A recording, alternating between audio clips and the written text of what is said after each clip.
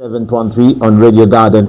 You'll be able to listen to this broadcast from anywhere in the world. Don't forget, you can as well follow this via our Facebook page. Go on Facebook, search for Live 97.3. Then equally there, you'll be able to follow this live broadcast on Facebook. I'm your host. My name is Kunda. Peter. Today, privileged to host State Council Wynter Kabimba is our guest, as we'll be looking at national matters as well as leadership. Remember, later on the program, you will be part of this discussion. As always, you'll be calling us on 0977-624-270 when the phone line will be officially open.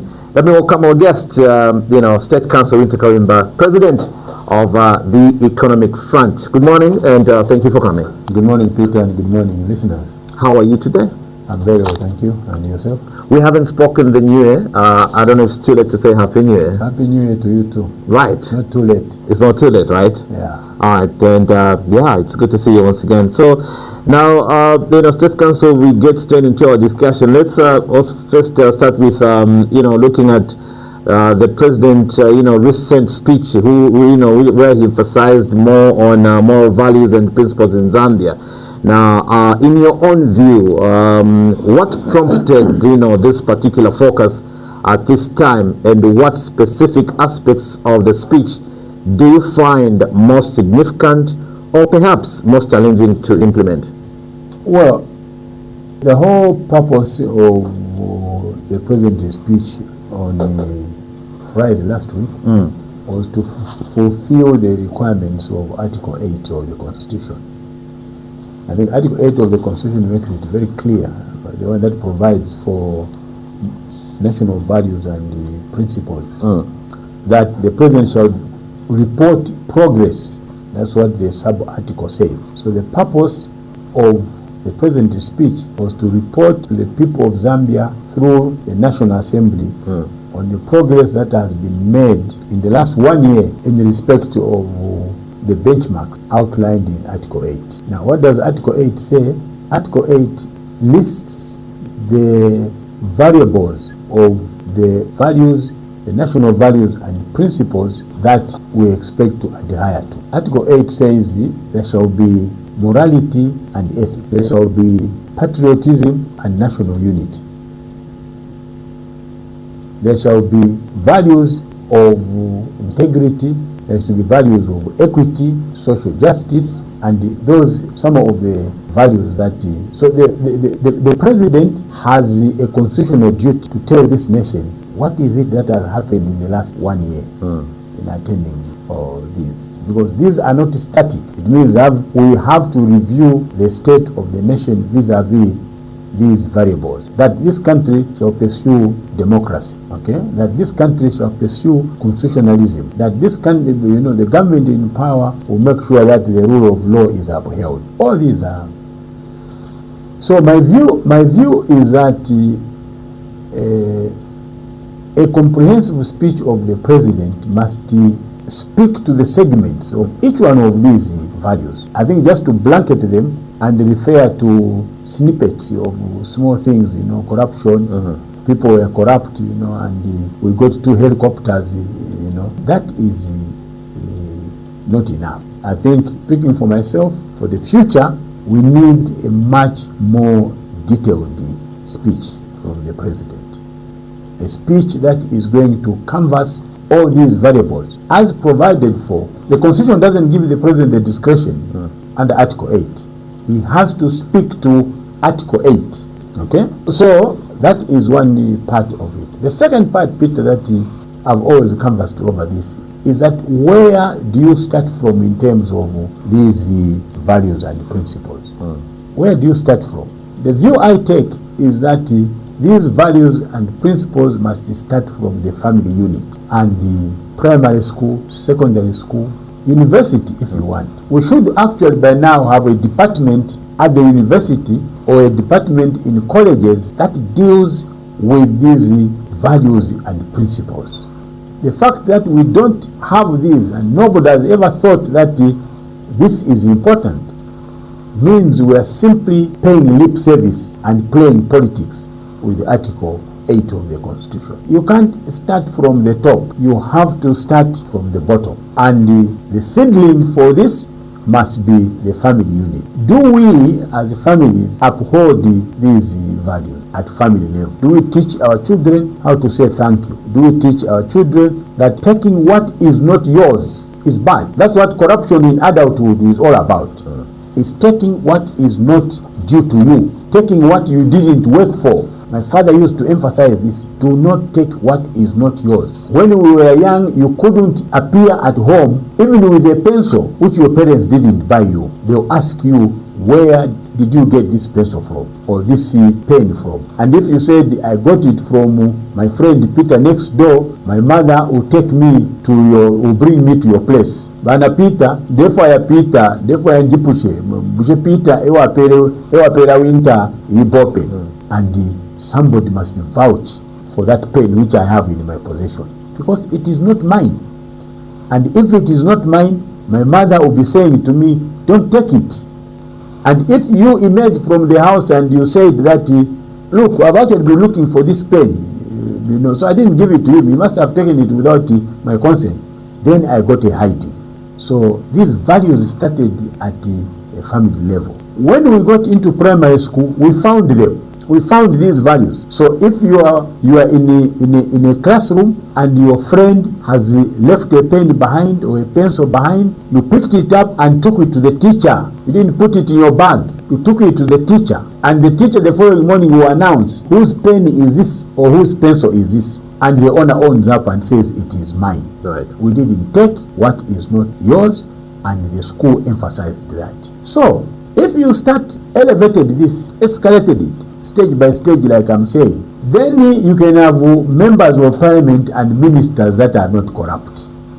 Okay? Ministers that do not take what is not theirs. Ministers that take national property and misappropriate it or convert it to their personal use. So I personally take against all that you can say about ECL and the witnesses that time. One of the things we credit him for, I don't know how they figured that out, to put this Article 8 in the Constitution. I think we must take it seriously. And so far, starting from ECL himself, who introduced this in the Constitution Amendment number 2 of 2016, to date, I don't think it has been taken serious. That's how I would cover. Right. So now, as a state council, how do you see, the rule of law and legal institutions in upholding or enforcing, moral values and principles in a diverse society like Zambia? It's exactly what I'm trying to explain. That how do we measure, for example, that the judiciary is abiding by the national values and principles? How do you measure that? How do you measure that the police service is abiding by these national values and principles? How do you measure that? How do you measure that the civil servants, the people in the civil service that are driving the administration of this country, are abiding by these national values and principles? We must have some mechanism of measuring that.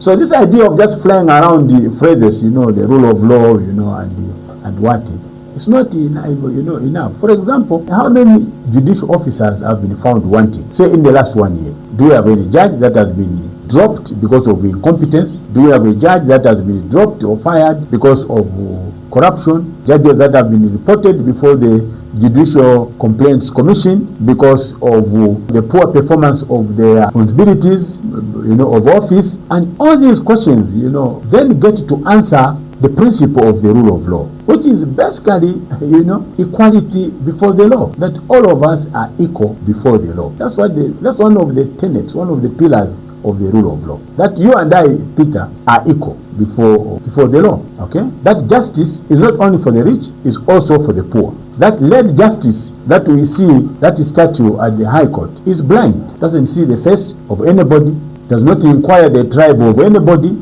does not inquire the region where you and I come from. So there must be a mechanism of measuring all this. We don't have now. So when the president is presenting that speech, I hope people are listening out there. We need to see these issues covered in detail. Then we are going to change this country, hopefully. And also, the curriculum must incorporate these national values and principles.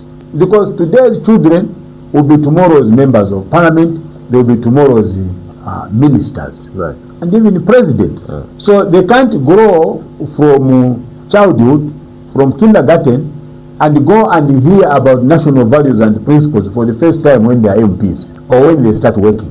They must hear about this from the time when they are born. Okay? So now, the State Council, the issue of former President Edgar Lungu May, so, rest in peace, delayed funeral has been raised. And also, what does this situation and the extended period without burial signify about the current political, climate and respect for tradition in Zambia, with emphasis on, maintaining morals and, principles in this country? Because we heard from some opposition political, party leaders who say, no, HH has got no right to speak about, morals and principles when there is a lot of injustice, selective justice, and also just the big issue of ECL not being buried.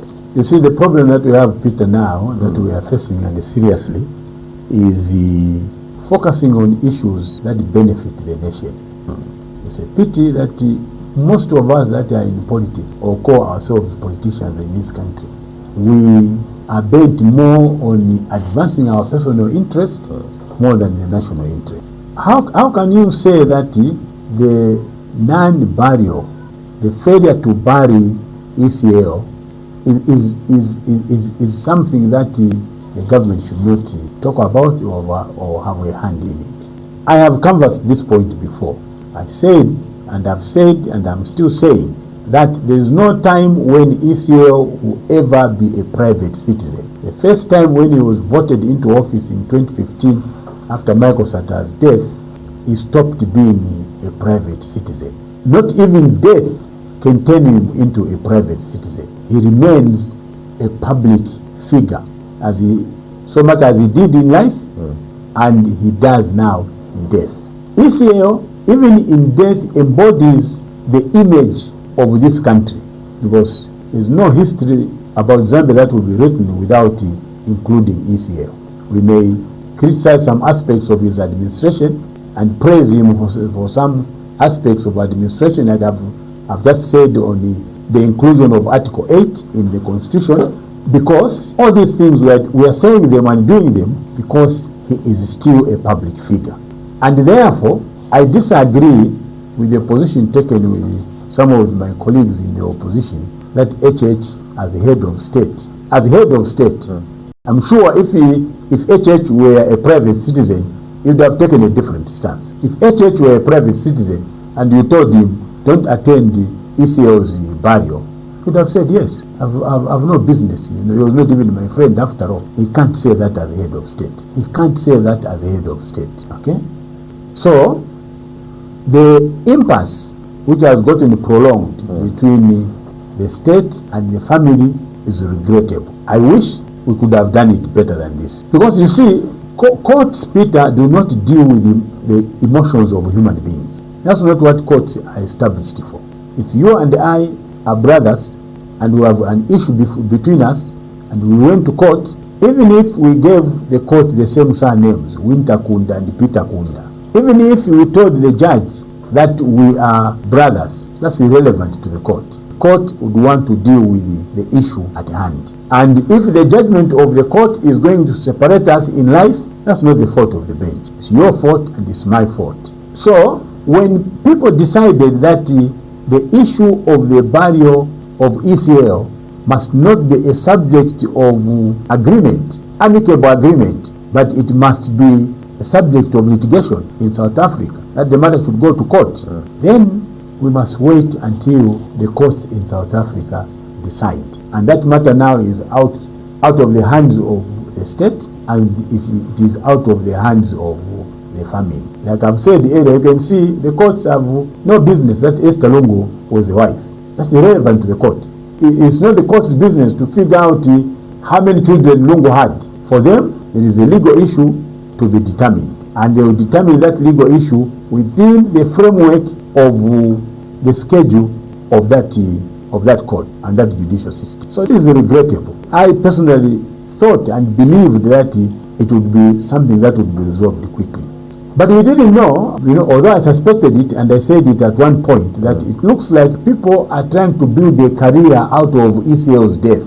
There were people that wanted to use ECL as a trump card in their political careers, and the family didn't seem to understand that.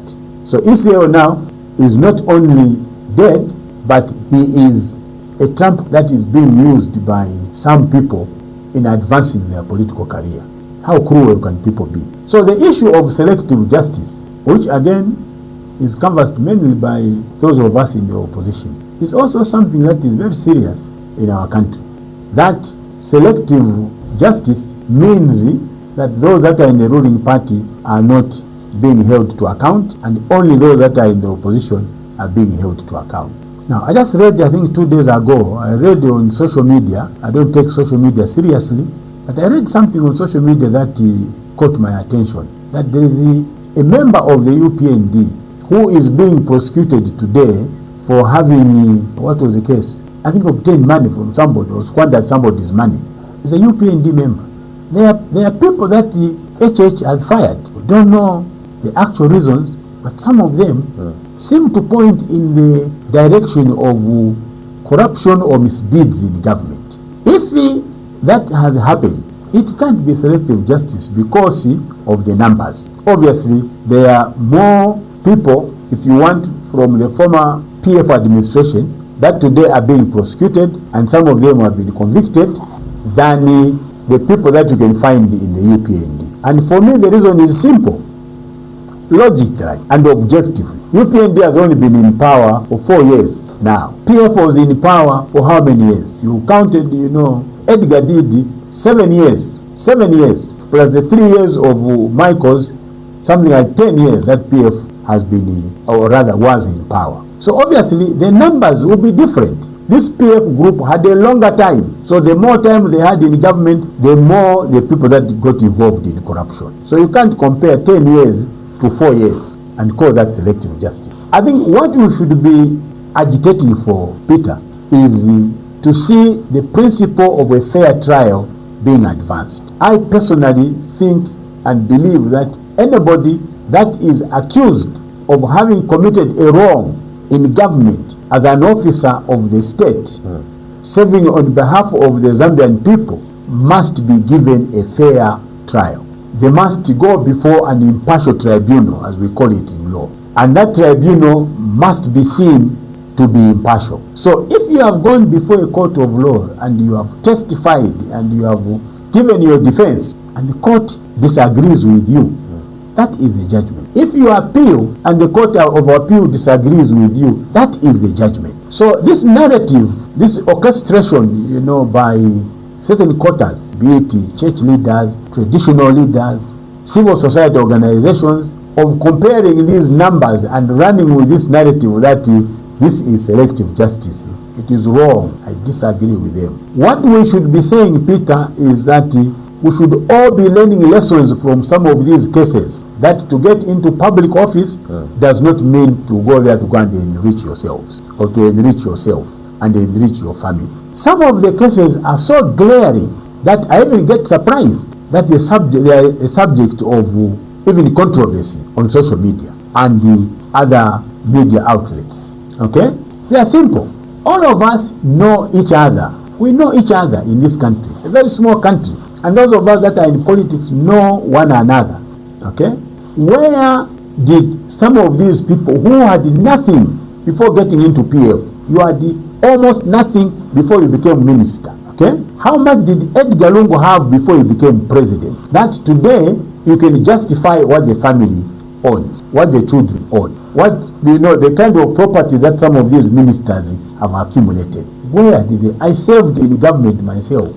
That's the last part which can enrich you. If you think you are going into government to go and enrich yourself, you are wrong. Okay? So some of these things are very simple. And I get surprised as a nation that we want to defend a wrong because the person is our friend or the person is our tribesman. You are accusing HH on the one hand of being tribal, and yet you yourself are supporting somebody who has done something wrong on tribal lines. What moral,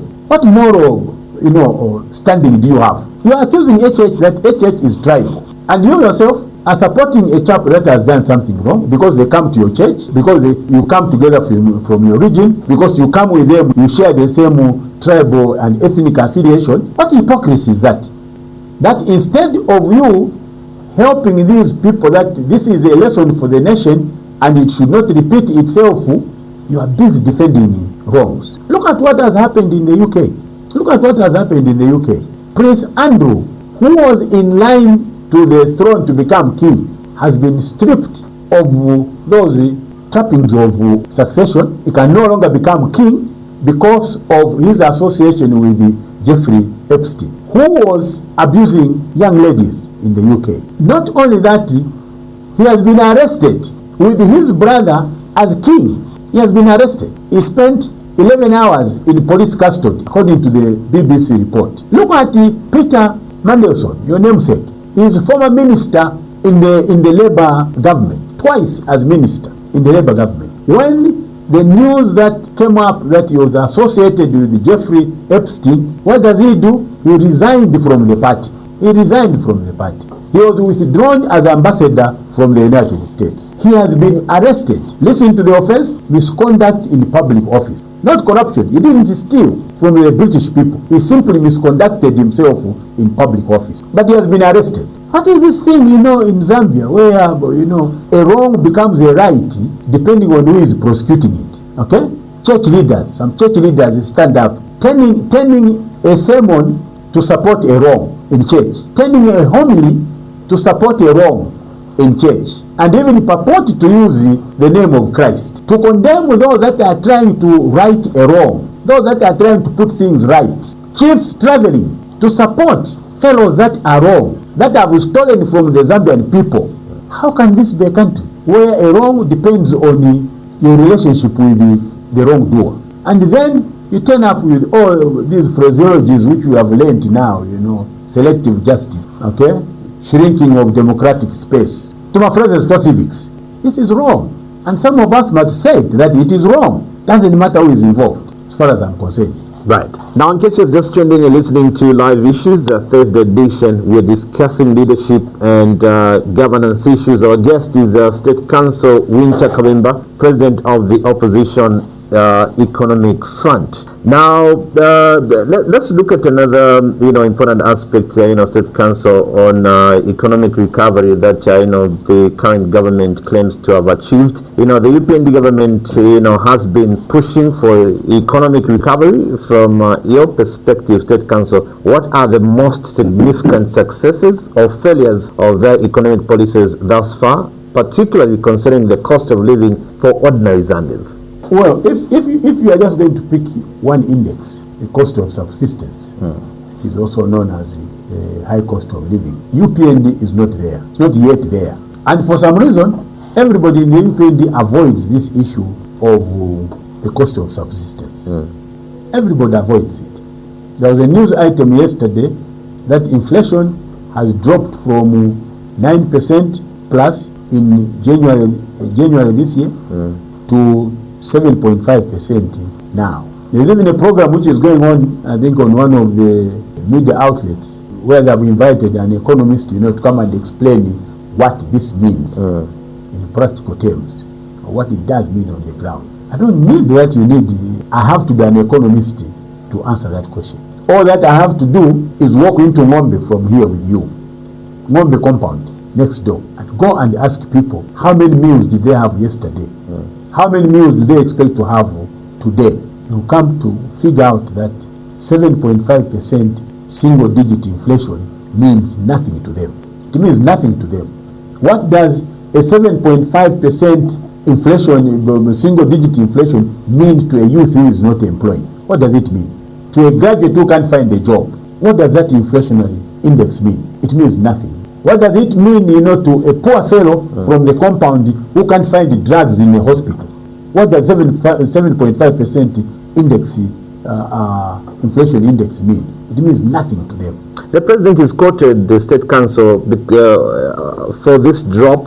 he says, the prices of commodities will stabilize, hence, benefiting the citizenry out there. Yeah, but what benefits did we see when it was 9%? What benefits did the people see? So if you are dealing with this exponentially, you must explain. The president must tell us, the UPND must tell us that, look, the average prices of commodities when inflation dropped to 9.something%, the prices dropped by this percentage. And that now that we have gotten to 7.5%, we expect the prices to drop by this percentage. To simply speak into the future as if you are preaching that we expect prices to stabilize means nothing to the ordinary person. The general voter who voted for UPND in 2021 voted because he wanted to see an improvement in his or her material conditions. And food is one of those material conditions. So the point I'm making is, yes, figures make sense on paper to the economists. They certainly do not make any sense to the ordinary person. So how would this make sense to an ordinary person? My grandmother is in Monachingwara, Magoy. Look, if you are talking about your grandmother, in fact, it's not even you that is going to come from town to go and tell her that life has improved. She will tell you. She will tell you herself. And this is what politics is all about. When Bill Clinton was involved in that Monica Lewinsky scandal, where he got impeached, at the end of his second-year term, there was an item in one of the tabloids in France to the effect that they thought that Bill Clinton was a brilliant president, and they didn't care how many women he slept with. If he came to France, they would vote for him. Okay? So the people will tell you, you don't have to tell people your successes. It's the other way around. People that voted for you will tell you that you have succeeded. The people that voted for you will tell you that you have provided employment. The people that voted for you will tell you that they are now having 3 square meals a day, which they didn't have under PF. Okay? So this approach by politicians, and it was common even under PF, it was common even under MMD, of telling people how you have succeeded is wrong. My view is that the people shall tell you where and how you have succeeded.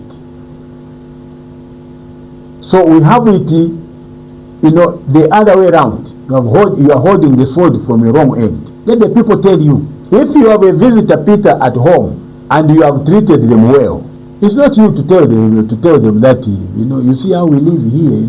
They will take the news where they are going and say, but kuli bakunda ukafika kuja awe sure bazi bakusunga barendo. Okay?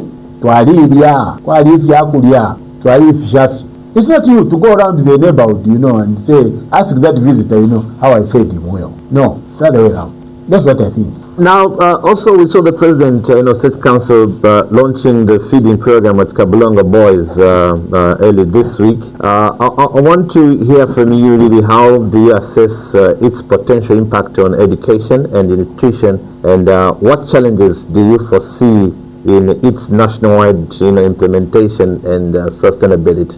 Look, I ordinarily, I don't want to talk about things that I do not understand. Because this is an important program, and I don't want to mislead the people that are listening to the program. Okay?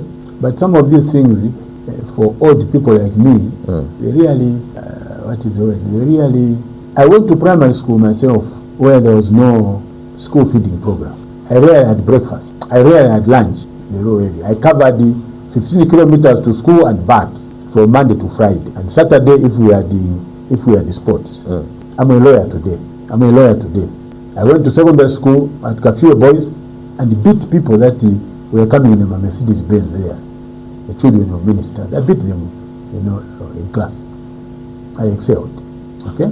So maybe times have changed, that the kids now, if they don't eat, then they can't study.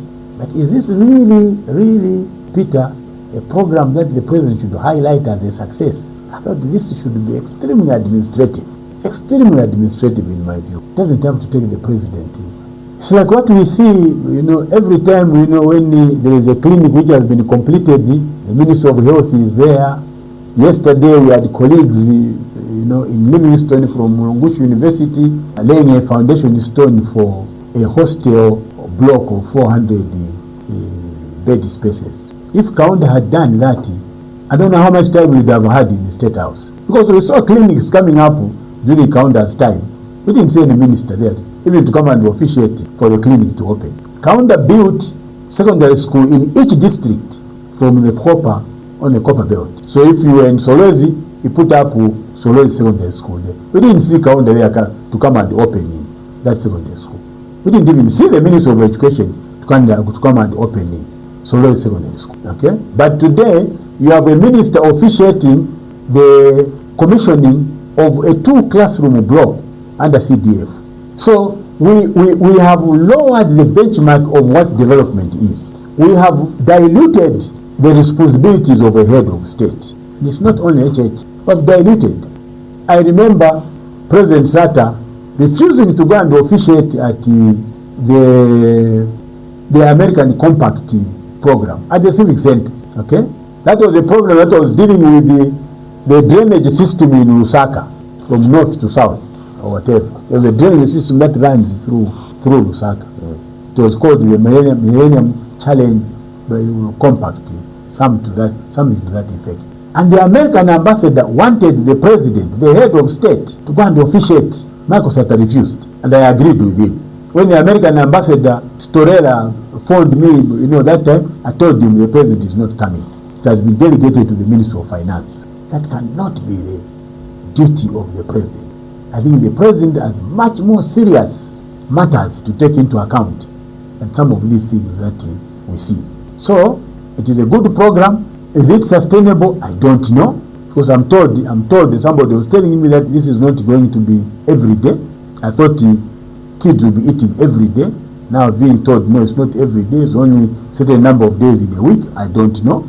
Is it sustainable? I'm not sure.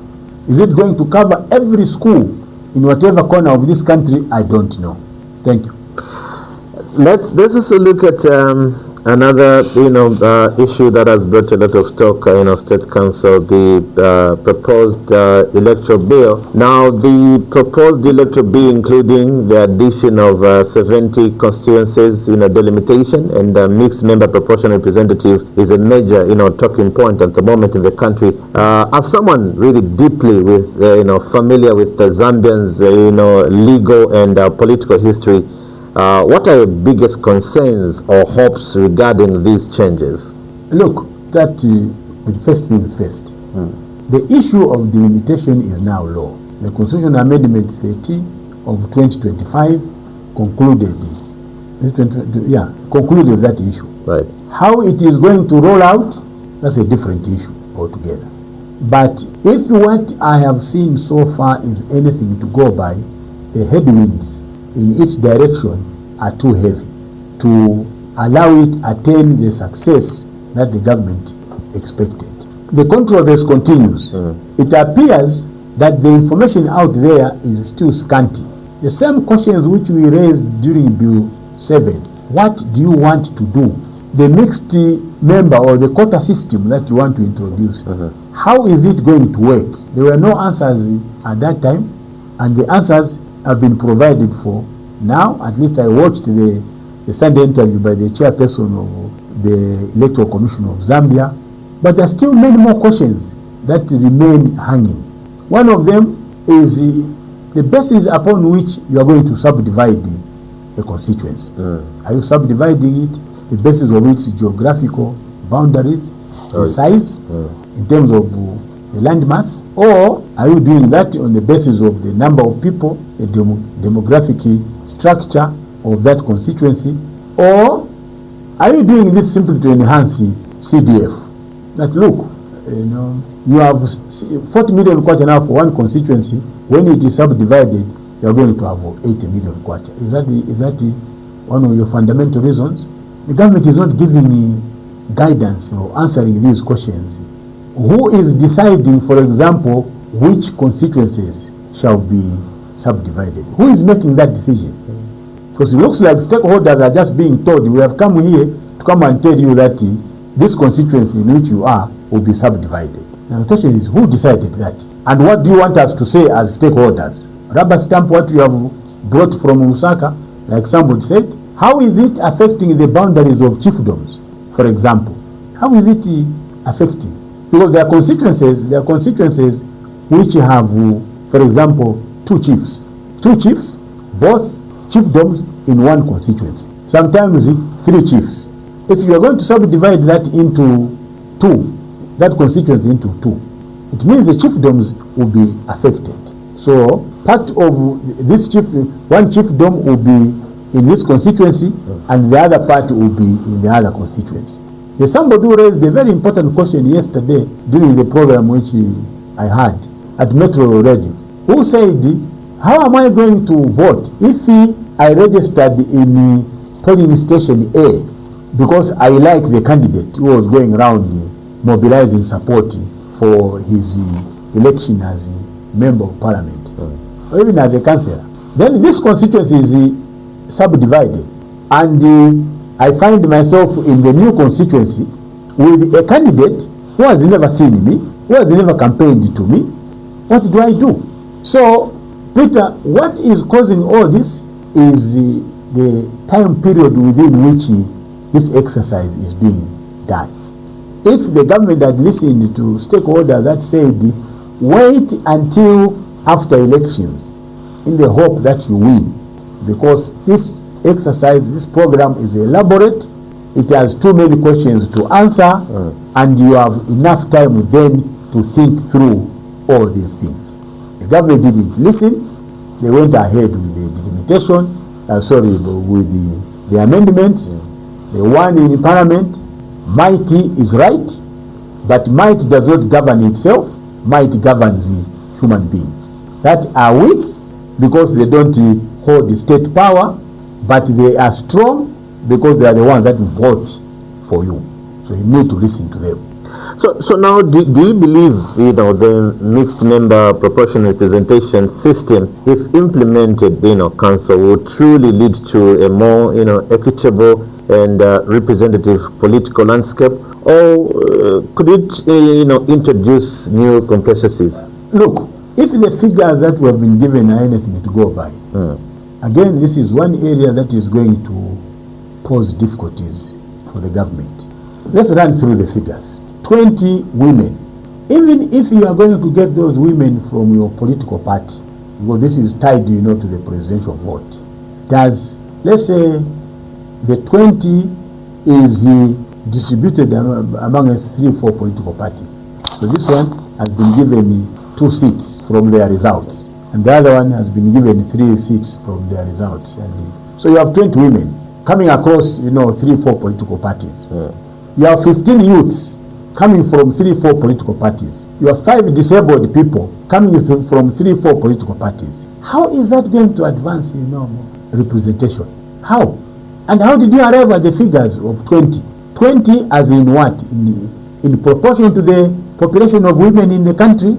How did you arrive at 15? Is this in proportion to the number of youths below 35 or 40 in the country?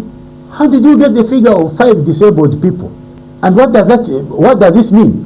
How do you qualify? If you are getting the 5, one must be blind, the second one must have no legs, the third one must have 1 leg. How are you going to determine that? What's the definition that you are going to use of disability? For the youth, at least you have a benchmark that you must be below the age of 35. For the women, you have no benchmark. You can even get my grandmother. She's a woman. So, you see, this is just complicating, governance. And the argument that, this is speaking to the issues of gender equity, this is speaking, this will bring about development, and etc., are very difficult arguments actually to accommodate, okay? Because the United States doesn't have this quota system. Why is it more developed than us? Rwanda has more women today in decision-making positions than any other African country. Is Rwanda a developed country today? The answer is no. Okay? South Africa doesn't have the quota system of representation. Its economy is 10 times bigger than that of Zambia. How have they developed? So these are issues that stoke controversy more than resolving a controversy in the nation. Okay? And if people keep on asking because they do not understand, then it means the chances of that program succeeding are limited. Okay?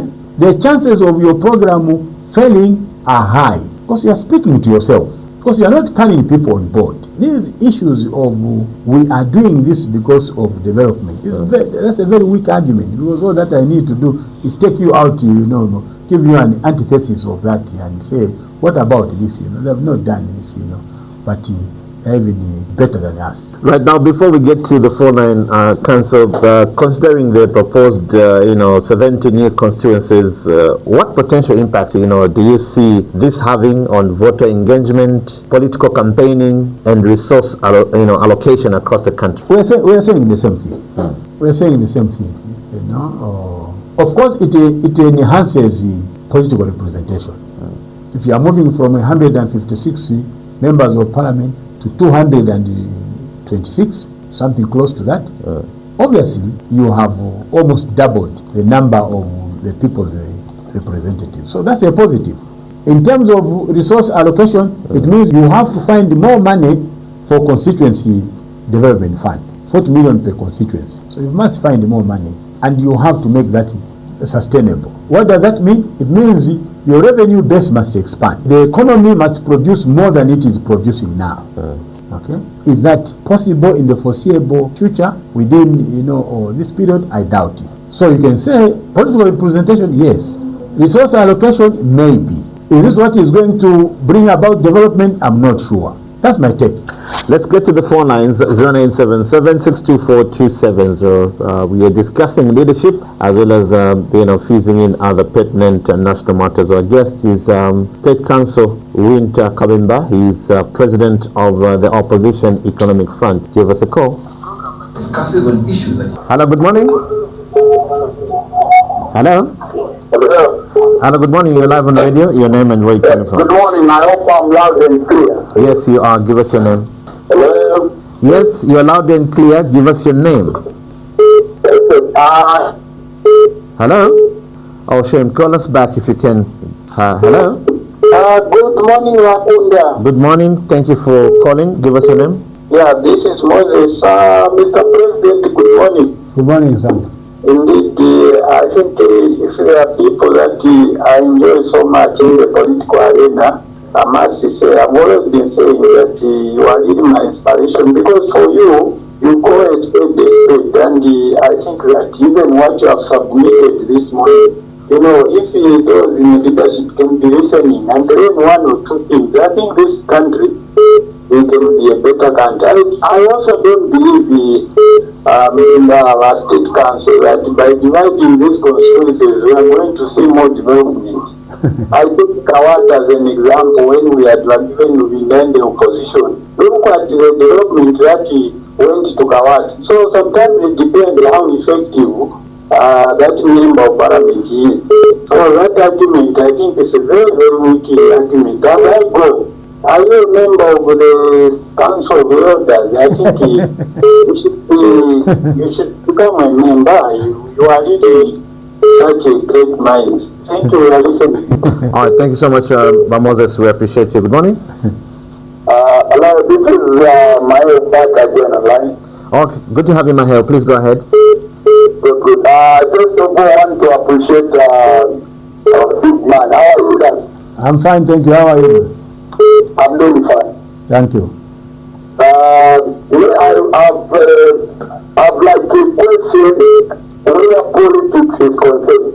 Because the biggest challenge that we have in our country, politicians, which are as well inclusive. Yes. Politics from the way it goes, if you see how, that's why I'm now even coming to support of these old leaders like the KKZ and the Robert Mugabe, the Nkrumah, however it's trying to make sure that this that we live to that level, we start doing our finished product with our minerals and the rest. If we are able to TV, our plasma iron black and white. Why? We need the equalization so that we grow as a uniform because togetherness is where we can have a strong economy as a country, where not someone as we speak right now that I'm a Zambian, but I'm struggling with life, but there is a fellow Zambian who's a youth as well, who is there claiming to say Inena took him for first time on a weekly basis he achieved. And you see how bad things are in our country, and all this is economical. And on a political line, what we expect from our politicians is to make sure investors, when they are coming to get what belongs to us, tell them the system of governance so that we equalize the poor. We are in a country whereby you are standing or you are training in politics, but when you are put there in power or in office, you start thinking that Zambians that we are lazy, that Zambians youth we are lazy. I've issued this statement of briefing of one of our ministers was like, Zambian youth we are lazy, and they are referring us. What's your question, Mamayo? Mamayo, what is your question? What is your question? My question now, when you come in power, what are you going to do in bringing equalization that all of us will be stable, all of us we are going to have at least, it's not a job for everyone, but great opportunities. Thank you. That we are talking about, like industries, thank you. For us to get paid. Thank you so much, Mamayo. Good morning. Good morning, Brother Kunda. Good morning, thank you. Your name? Thank you. Good morning. Good morning, thank you. Thank you. Super Century, the voice of Pandai. Calling me in fact. Go ahead, Butter. I'm sure it is good for a leader not only to live while you are on the street. It is better if you know that you can't win, you provide the leadership to other people who are in the country. The way Mr. Wynter Kabimba, you have done. I'm sure congratulations to you. If you know that your leader can even provide to you, you are not even leading it, but providing to those who are leading the nation. I thank you, Mr. Wynter Kabimba, on that. We've seen that some leaders who are trying to capitalize on the death of Mr. Lungu. Those are relevant politicians and important politicians. I know them. They are busy going around telling people about the death of Mr. Lungu everywhere. We're talking on Lungu State. No, we are going to follow the vision of Mr. Lungu. Those will never produce anything in this country. Mr. Lungu is dead, as you stated it. He's dead and he's dead for good. Now, coming to the nation, I'm sure Mr. Eke has tried it. The only problem I've seen in the weekend Babota, what is your question to my guest? Get to the question. What is your question? This is not the point I'm trying to create. Please. Yes. Mr. Eke, the problem which he's doing is busy praising himself, instead of waiting for the people to praise him. And those people who are just praising him, they are the ones who are keeping their fingers into government resources, or who are just looking the president or from the party. They are the ones who are praising him and himself. Let the nation at large praise the UPNP administration, not themselves. Thank you. Thank you so much. We appreciate your call. All right. You can respond to those three. Yeah, I don't think he's going to respond. I think my hair is the only one who had the question. The last one is just saying, repeating what I said. Why don't you wait for the people to proclaim your successes instead of the other way around? My hair is talking about how do you equalize this society? It's a very important question. How do you bridge the gap of inequality? Okay, obviously no nation has succeeded in doing that, but I think we can reduce the gap between the rich and the poor. The major problem of our economy now is exactly this gap that Maheo is talking about. How do you do it? You do it by deliberately putting in place policies that target those that are weak and those that are poor. Okay?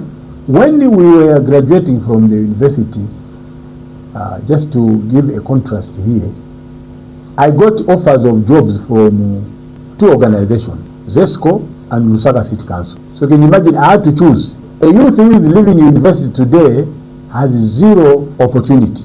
Doesn't matter whether they came out as the best students or the best student at UNZA. Doesn't matter. Okay. So the issue of an economy which provides opportunities in line with the people's skills and the achievements is what is going to bridge this gap of inequality. We don't have that economy now. Even just those Zambians that want to venture into business, they are finding it very hard to do that because they can't borrow money for capital. Some of them sell their properties in the hope that they will invest money in the business and make a profit and build another property or build another house if it is an extra property which the residential property which they had, and they realize at the end of the day that they have lost that property. Okay, so this is an important question which Maheo raises, and so far under the UPND we have seen very little of that deliberate affirmative action to bridge the gap and or rather narrow this gap of inequality. Okay, the narrative that the mining sector can actually resolve the problem of unemployment in our country is just not true, because large scale mining is highly dependent on advanced technology. So you have machines today which can do a job for 50 people, 100 people. So just by bringing one machine into Konkora copper mines, for example, you are making it difficult for Konkora to employ 150 people in that district. That's what you are doing. But Konkora is not here because it loves the Zambians. First Quantum is not here because they love the Zambians. The Kalumbira Consortium is not here because they love us. They are here because they want to extract our copper and make profit out of that copper. Not for Zambia, but for themselves. So that is the reality. That is the reality of this is the third world post-independence economic political post-independence political economy. And if you want really somebody who analyzes this properly, read the book by V.S. Naipo, which is entitled, a novel, it's fiction, but read it, but based on Congo DR. It's entitled A Bend in the River. Read that novel, which shows you, which highlights the contradictions of a neo-colonial political and economic structure of a third world country. Okay?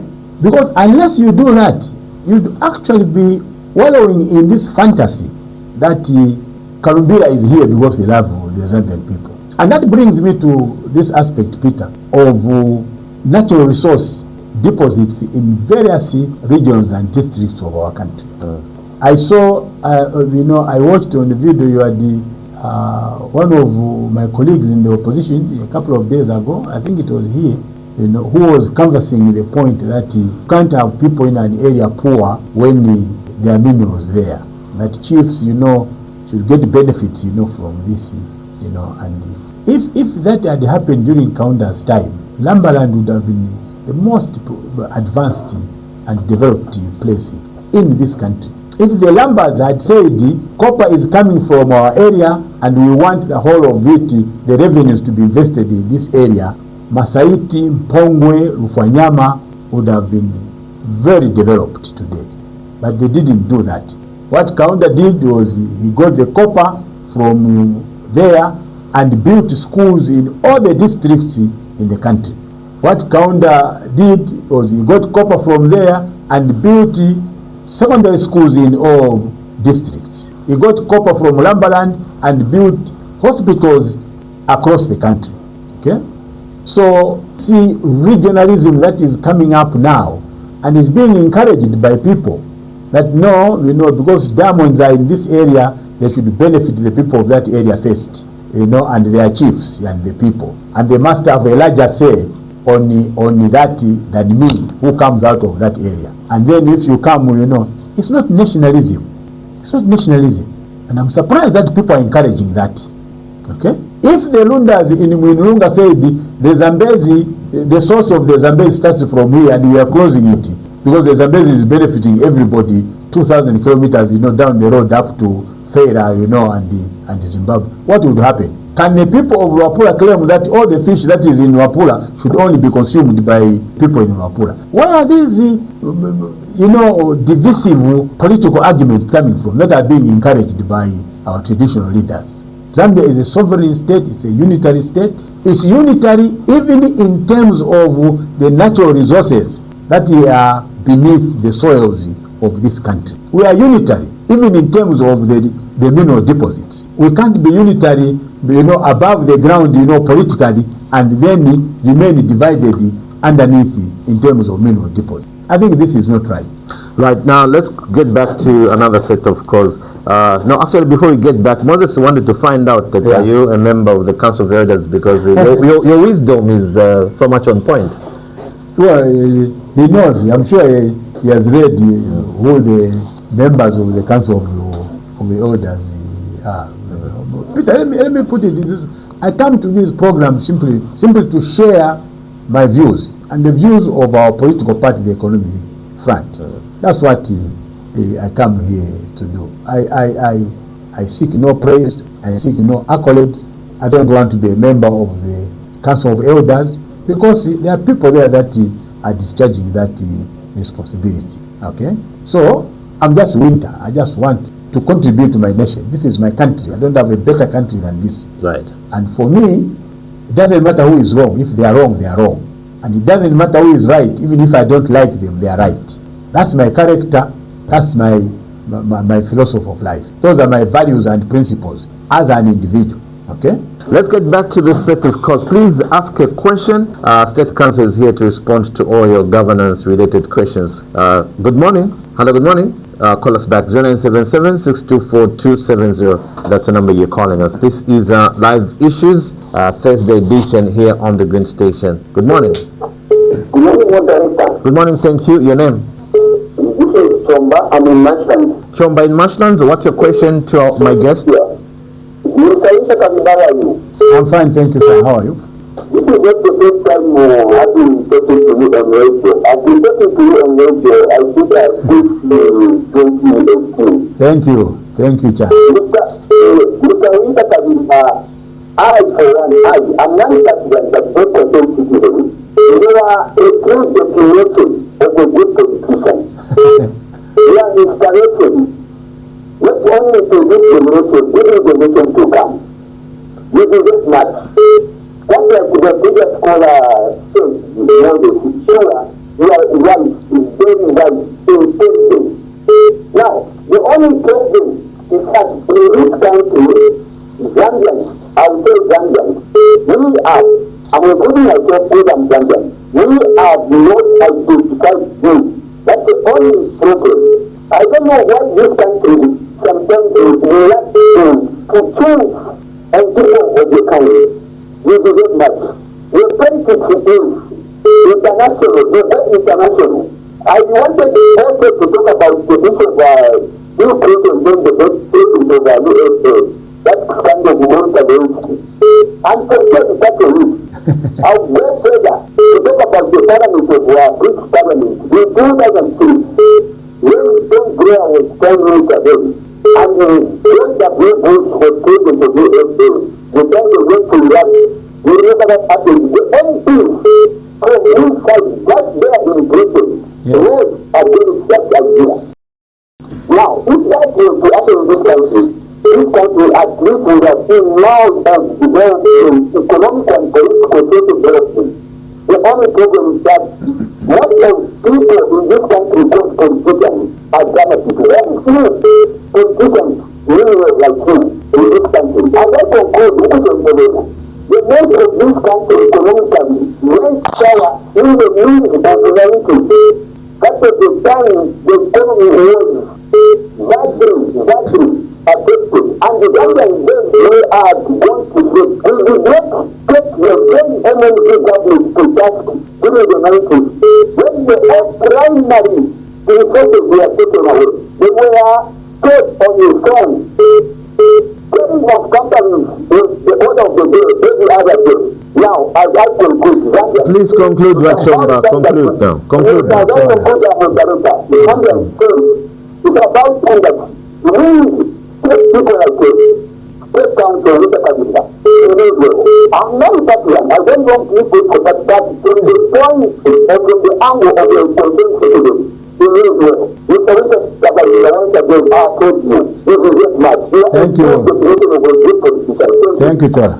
Thank you so much, Wachomba. Please, let's stick to asking a question to accommodate other callers in terms of time. Good morning. Good morning. Good morning. Good morning. Please speak up. We can hardly get you. Okay, this is Tom Katapadi. Hope you are getting me now? Yes, we're getting you. Go ahead. Yeah, I said I want to recommend Wynter Kabimba. He's a man of who is straight. What do I mean when I say who is straight? When you pick something or when you say something, when you saw that he made a mistake, he's not ashamed to come and say that, no, I miscalculated. What I could see in this system or this or in this person or this, that now I can see that what this person means is good. Now my question for Mr. Wynter Kabimba, like the way you have put it has become so difficult to fight corruption in Zambia or to fight anyone who's doing wrong in Zambia because of the regionalism, the church, the what? And it has been going beyond whereby the person who is leading the fighting is finding so difficult to go beyond some of the things. We might want to go beyond things, but because of those presence that are coming from organization and those other substitutes of nations are putting more pressure on the leader of corruption. So for you, Mr. Kabimba, what answer will you give to those who are fighting corruption in order to finish this corruption? However, if we don't do anything to my side, they will keep on seeing the word corruption. Because whenever you want to fight it, they tell you that you are fighting because you are coming from this and the other region are coming from. So for me, as a neutral person, because if we have to go to the Council of Elders, they will never give us the answer that one. They will just say that no, we want to see project to future and what. So if there are some people have been corrupt, the people are corrupt, and they will go before in the future. What advice will you give to the leader of all those fighting corruption so that they teach and fight until the end? All right. Thank you so much. Let's squeeze one more. Good morning.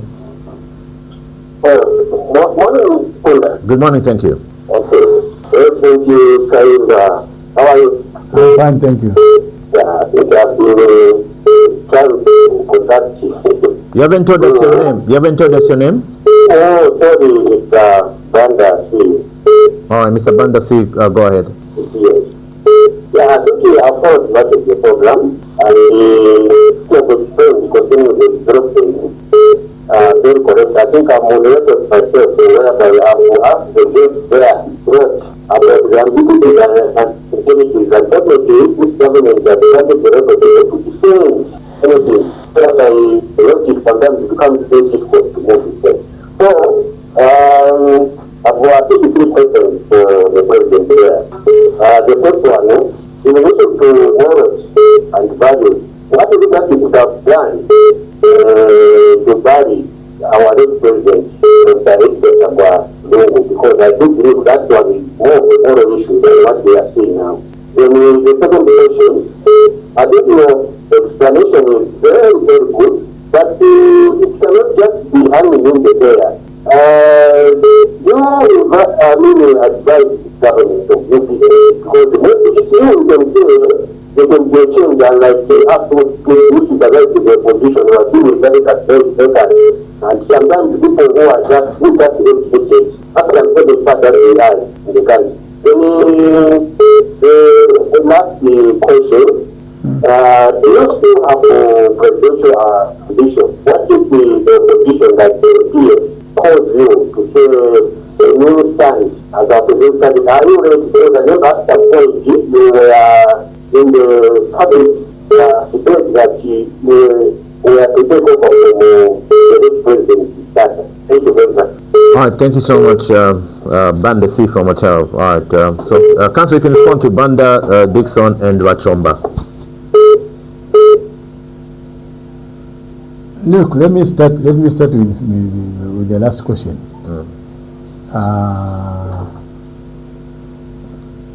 When Nelson Mandela was asked by Oprah Winfrey during one of his trips to the United States as to what he would do after retirement, since he just wanted to do one term, I think Mandela gave a very apt answer. He said, listen, I'm a product of the ANC, and the ANC will decide what role I'm going to play after I've left office.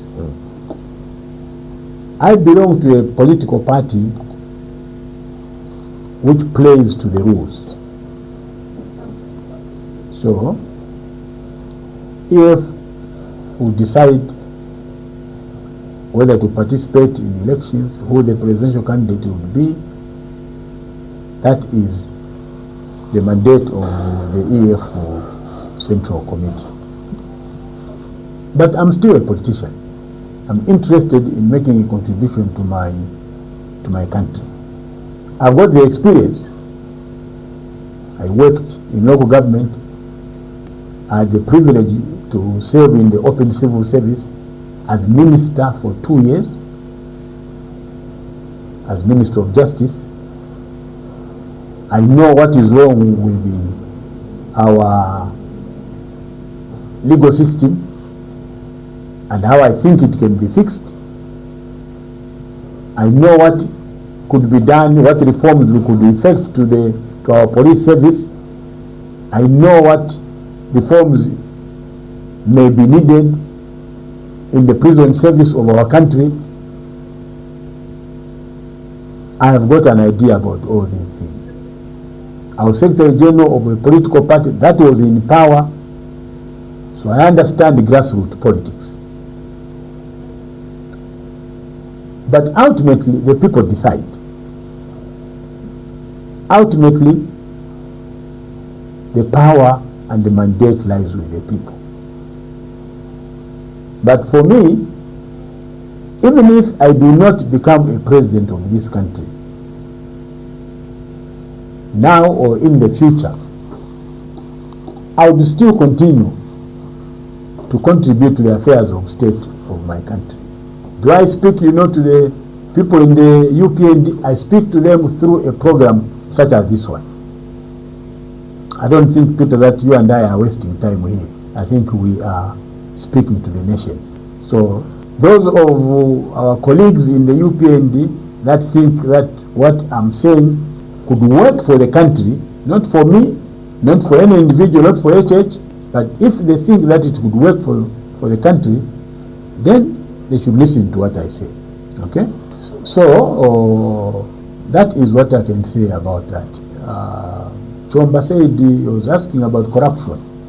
You need a lot of courage to fight corruption all over the world. You need courage to fight corruption, because corruption will always fight back.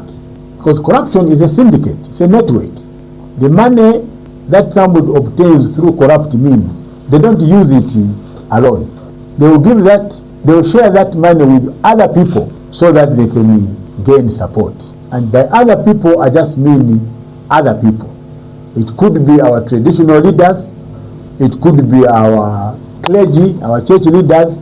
Some of them are beneficiaries of corruption. So even when they want to speak, they speak as beneficiaries of corruption. So when you arrest one person for corruption, just know that you have arrested more than one person. Those that benefited from his corrupt activities, they will not keep quiet. They will speak out. And they will speak out whether they are using the church, they are using the pulpit. They will speak out whether they are using their traditional authority.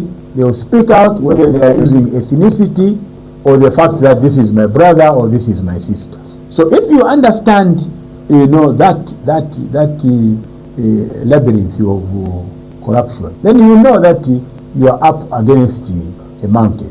And the church so far has exhibited that he is going to be resilient and fight corruption. And there he has my 100% support. I hate corruption just as much as HH hates it. And those that get into public office to go and serve their personal interest, their narrow interests of their acolytes, their kith and kin, they must be brought to account.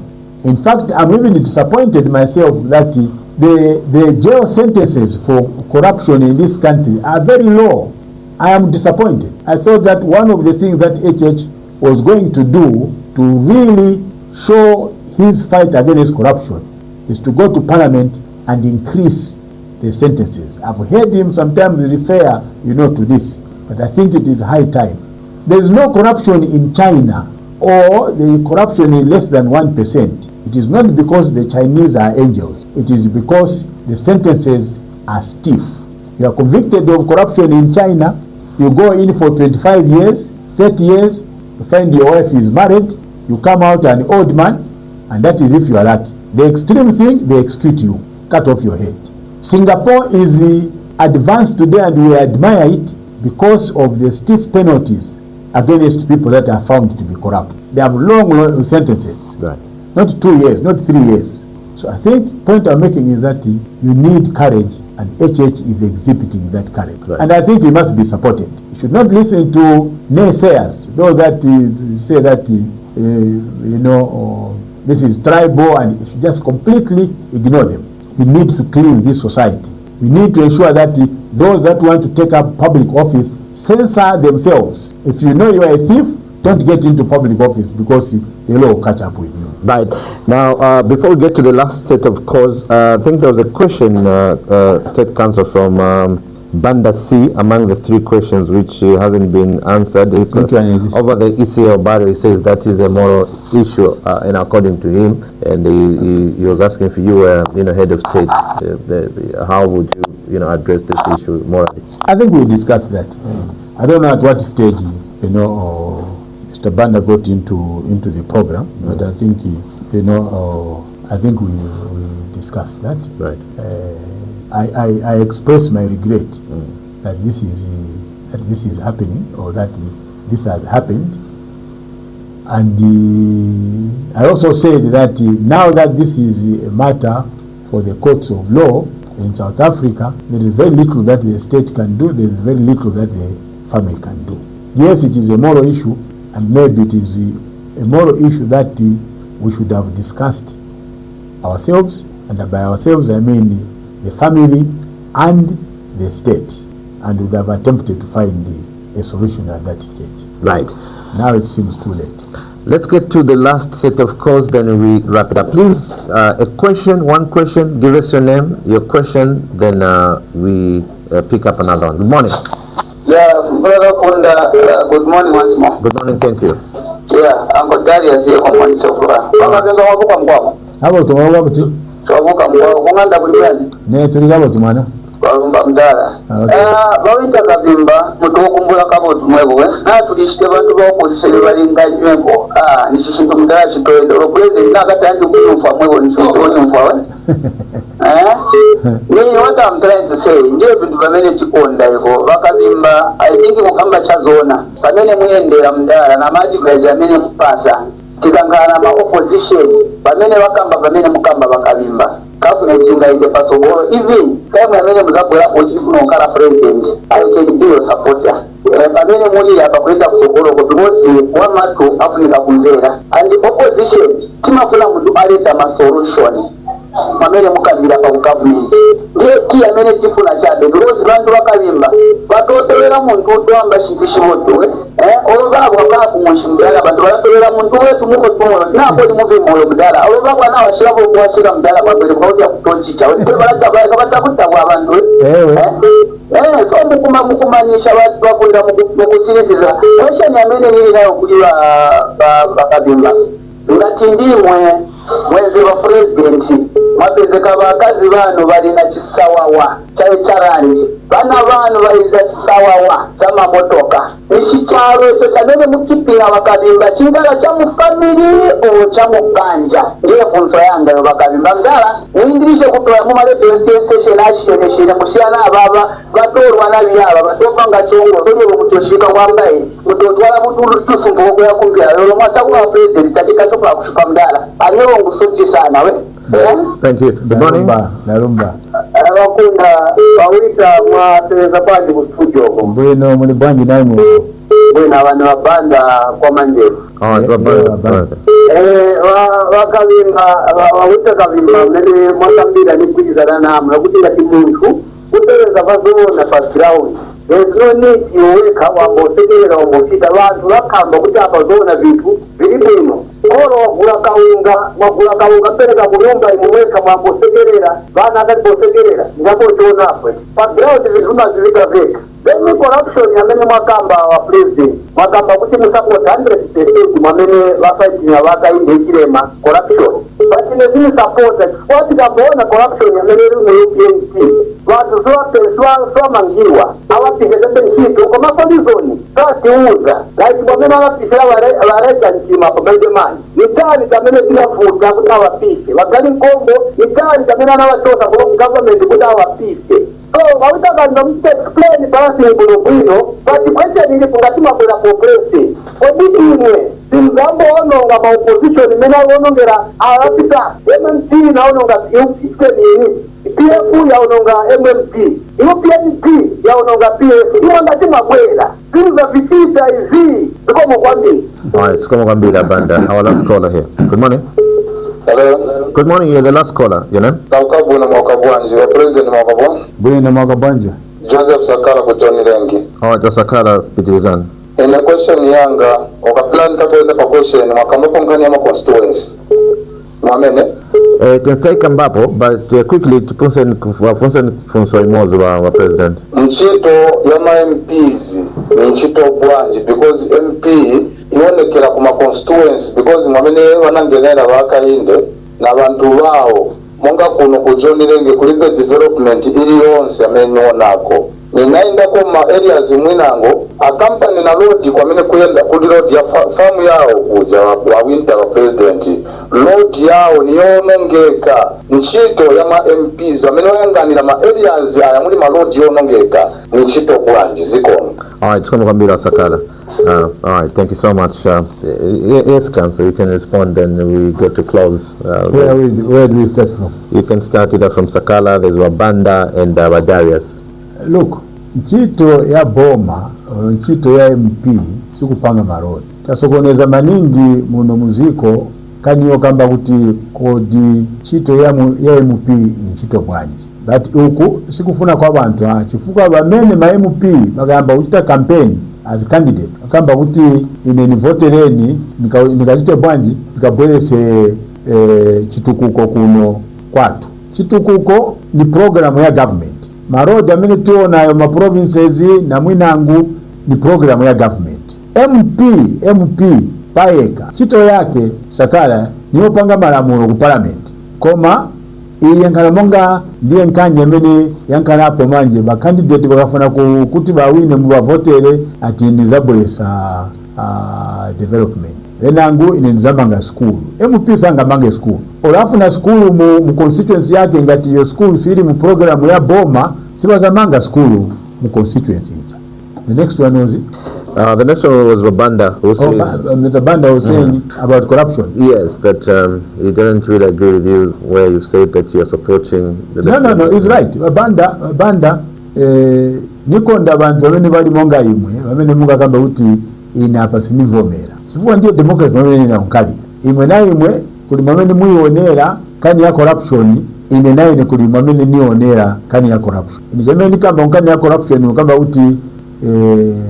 bae chechi baesa muntu amene anayambako kuyesa kuti akonzenkani ya corruption bantu bachenjere ni wa mwanawasa anje wa mwanawasa sibanakale maningi pa mpando bae chechi ndiye amene watilangiza manje kuti echi chintu ichi tena kuti tigwirizane ingati kuli benangu bena bache mu UPND bamene sibaona bamene vichitika kuli banzao mu PF osadandaola wabanda ntao yao nawe izabwera kulibe boma imene inankadidira muboma kulibe one day bantu wa Muzambia bazakamba kuti nayi mwechokani talema namwe bazabwesa boma inango ije boma inango nayo kabwela izabafufuza bamene ba UPND bamene mukambabo bamene bali munkani ya corruption lero then mwakamba nkani yo kamba kuti kupaya ma political parties. That was Banda, isn't it? You said? Yes, that's Mr. Banda. Okay. MMD sinapaya UNIP ya Banda. UNIP inazipaya yeka. Sio MMD wamene wanapaya UNIP. UNIP pamene wanapoya mu 1996 pamene bachiriwa pamene wanapoya salamu lero kamba kuti bakaunda basayimirire ero ba UNIP bakana kuenda ku election pamene paja bakaunda bauza ati osa ngeno ma election mu masanko aya ndi pamene anambira matenda UNIP pamene paja na UNIP ndi pamene inafera pamene paja. PF sinapaya MMD, PF ya Michael Sata. MMD inafayeka banapelekana ku makoti nkani mwizi ngati mwikonka imwe baneva simumba na bamutati for 10 years banali mukoti kulusha usogoleri wa MMD. Pamene banafika pandayo ya utima nevasi bawina bamutati baruza kunali be MMD. Olo banevasi bamene banasala bamene banawina banapeza MMD kulipe. Apa chamene chilipo hapa chamene chipa ya PF wa Banda si UPND nikana manini nkani. PF inayamba matenda, PF anayamba wasata pamene wanamwalira pamene anayambira matenda PF kufika solero ba PF bakangi wakupeza mankwala auti ba PF kupeza mankwala auti bamwe matenda asira haya si checha amene hapa ya PF si UPND amene hapa ya PF. PF is committing its own suicide, so in a suicide mode, and they have nobody to blame, and they should not get sympathy from anybody. Well, that's what they wanted. They wanted to run an organization which is indisciplined. They wanted to run an organization with the cadres that are extorting money from marketeers, from bus operators. They wanted to run an organization of violence. Those things cannot bring about a stable organization. They can only kill it. That is how Rome as an empire died. That's how the Roman Empire died. The Roman Empire in 88 BC died because of violence, murders, immorality, extortion, and everything. That's what killed a huge empire like the Roman Empire. Right. So PF lazima ngilira yeka kuntambo abanda ngati mulina kanaifi mwende mwijure kapenda wazankhala bwino, but I doubt it. But Darius wanted to find out if in an event you're president, are you going to give your children a lot of wealthy, maybe 10 more tick schools, 100 more pajeros? Look, I said earlier, Peter, that the issue of why you get into politics is very important. If you're going to get into politics to enrich yourself, then you can only do so through corruption. I was in government myself. When I left government after 2 years, I think I got something like 200,000 kwacha as my gratuity for the 2 years that I served. And I got one vehicle, a GX, which was my ministerial vehicle, which they said I could buy. That's all that I got. I never built a house or houses when I was minister because I had no money. I never bought any of my children a car because I had no money. I never bought any car in the 2 years that I was minister because I had no money.